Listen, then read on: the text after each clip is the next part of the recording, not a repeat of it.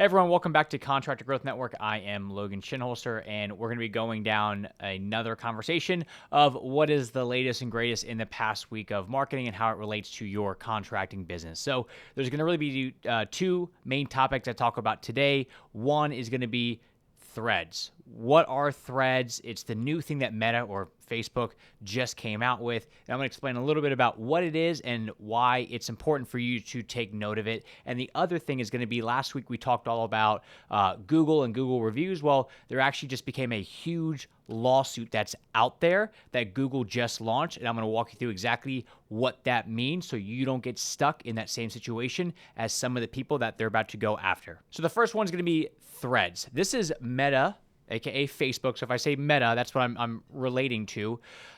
This is their competitor to Twitter. So you may have seen some of the beef out there, or like the jokes between Elon Musk and Zuckerberg about they're going to fight, which candidly I think that Zuck is going to win because that dude does jujitsu. But now they're starting to fight in the actual like business ring. So since Elon Musk took over Twitter, it's been pretty much a mess. Yes, he got rid of a lot of staff there that he just found to be redundant, and that's why they lost a lot of money. But they have also not done a great job from a business perspective, where a lot of advertisers have been pulling out. So long story short, Twitter has been slowly kind of decaying and dying off, and Elon, who runs 3 businesses, is trying to make it work. It's the most like public domain one that everybody sees, and we hear about it the most because it's the closest thing to a dumpster fire that's out there. But the next blow that just happened is Meta launching Threads. Threads is very similar interface to Twitter. And what's interesting about the name Threads is a word that came from like a Twitter thread. So funny enough, he actually used a word that was created from Twitter as the name of the actual software or app itself. It has exploded in the sense of it passed 100 million users within a week. And the previous fastest growing like sign-up platform was ChatGPT, and that hit in about 2 months. Well, Threads hit in a week. Now, the one thing to think about with all this and why this is important is between Google and Meta, they are the internet, right? I remember I got asked by a contractor one time that said, how do I build my online presence without using Google or Facebook? And unfortunately, you can't do it, okay? They are the internet. And when you even think about like AI, a few years ago, I remember reading a study that talked about out of all the AI engineers in the world, 80% of them are employed by either Google or Meta. So they are the internet, they are innovative, and realistically, they are the future when it comes to all this internet stuff, unless something drastic happens. So when it comes to Meta Threads, even if this is not the best use for contractors, we still need to be aware of it, because between Facebook and Instagram and WhatsApp, those are all major platforms that people use, and they're collecting all this data as a whole. Well, Threads is the next big thing. So you don't have to jump all into it right now, but just be aware that as time goes on, as these platforms evolve, that may become a bigger thing that you need to be paying attention to. Now, in my opinion, is Threads important for you as a contracting company owner? Right now, no. It's like Twitter, where it's very good for breaking news, short form thoughts, things like that. So essentially, like, I really just use Twitter, honestly, at this point to like keep up with like live scores. If there's a game going on that I don't get in my local market, I go on there to look at it. Other people will still use it for mostly news and just having quick conversations with people. Threads is not really any different. What it can be used for, because it's mostly going to be all text, you can add photos there, kind of like how you could with Twitter, but just recognize that, it's really going to be more for short form text, and it's really right now beneficial to establish like a personal brand. So the way that SEO works is SEO is becoming more and more about people wanting to look up your brand. There's like a direct correlation between the strength of a brand and the brand's SEO. Like if I say ESPN, like the brand, you probably look up the brand online, and it's not coincidental that whenever ESPN puts out this score of last night's game, it's at the very top of Google if you typed in, what was the score of last night's game. So they really go hand in hand with each other, and Threads is like the next iteration of all that. Now, when it comes to, let's say, blogs, for example, like we do blogs for clients, but one of the things that we push with them is, look, Google wants these blogs written by an expert. And Google is so smart, so is Facebook, that they know a lot about you personally. So, for example, Facebook, they say Facebook knows about 50,000 different data points on each person. Google knows a little bit more than 2 million. And that's an estimate, but the number really comes from, in Facebook, you've got Facebook, Instagram, now Threads, and WhatsApp. Google, you've got Google, Gmail, Google Maps, like Chrome. It knows a lot about you. So it really has a picture of each one of us as we use the platform. So it knows, hey, Logan, he's in the contracting marketing agency world. So if I put out a blog post that is under my name on my website as something relevant to contractor marketing, Google's going to go, well, this person knows his stuff. Let's go ahead and add a little bit more weight to it. And the same goes in your world. So when it comes to, building up your own personal brand, especially as a small business owner, Facebook and Google take note of that and they add some weight to that. They don't want some random Joe Schmo putting out content about how to do heart surgery if they've never done heart surgery before. They want the doctors to be out there doing that. And that's the same thing in all of our worlds, right? So like when we do a blog for a client, what we want to do is we need to know and we need to write it in a way that Google understands it. But at the same time, realistically, we want to write it under the name of the contracting company owner because Google knows that they are legit. So when it comes to Threads, if you start to put out information and promote yourself as a thought leader in the space that you're in, because it's a indexable or Google sees that stuff, that will help to add weight to other things that go out onto the web when it comes to SEO and Google and that as a whole. So it may not be super impactful right now for your contracting company. That may change in the future based on how the apps update. But for right now, if you want to jump into the Threads space, do it mostly under just your personal name and build up your own brand reputation for yourself.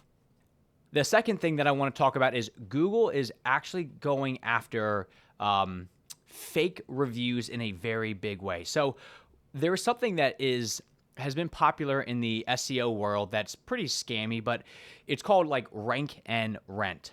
And what that means is Google will somebody will get a website and optimize it for a certain keyword. So let's say I'm in Charlotte and I'm a bathroom remodeler. It may be called like charlottebathroomremodeler.com. And then they will create a Google business profile called the same thing and generate a bunch of fake reviews. And what ends up happening is both the website and the Google business profile start to rank for things relevant to Charlotte bathroom remodeling.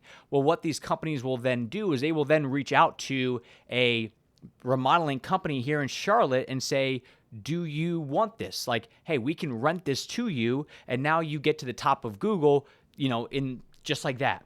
And the benefit to the contractor is that you don't have to spend all this time and energy and waiting for the SEO and the brand to build up. It's already been built up in the background. Now you're just stepping in and taking over. Well, that's not legit. That's a scammy way and spammy way of getting to the top of Google, and they are now cracking down on that more and more and more. In fact, they're actually suing companies and going after people that operate this way because what is essentially happening is with these rank and rent situations, they're getting fake reviews from, countries overseas like Vietnam, India, places like that, just to boost up the overall SEO of the site, of the Google business profile. We were looking at a website and this is so big that like there's companies that what they'll do is they will even go on to like Craigslist, right? And pay people, hey, I need you to give a fake review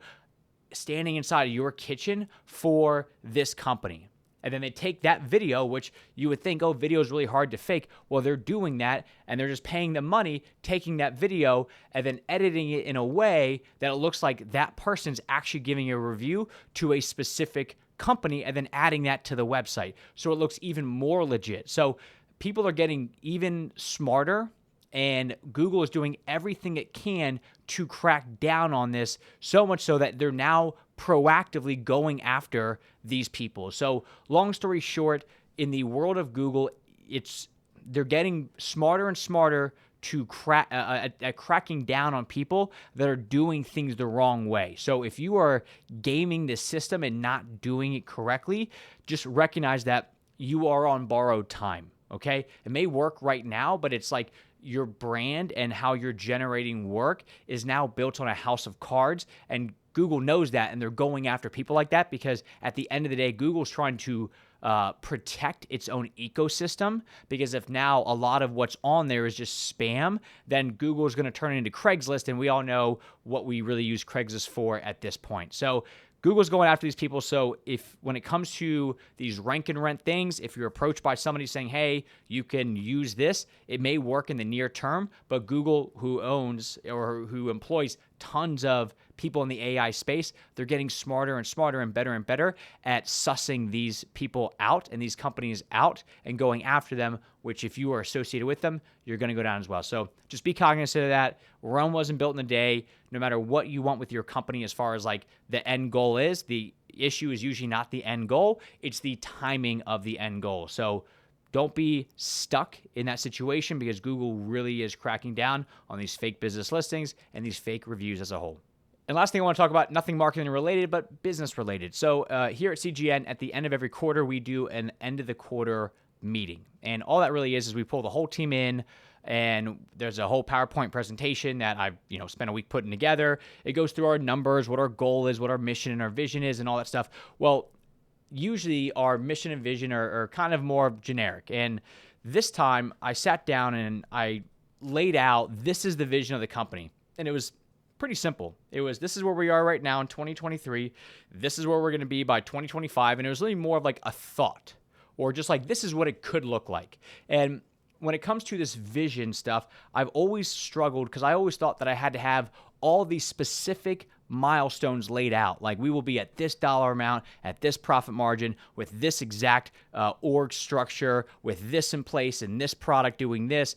And realistically, the further out the vision goes, I'm realizing the less that it has to be super, super concrete. So it was, this is where we are right now. This is where we're going to be in 2025. This is what we're going to start to look at by 2026. And in this marketing world, because we don't know what the hell is going to happen in 5 years, because 5 years ago, it was a very different landscape. We don't know where it's going to be in 5 years. This is where I think we could be.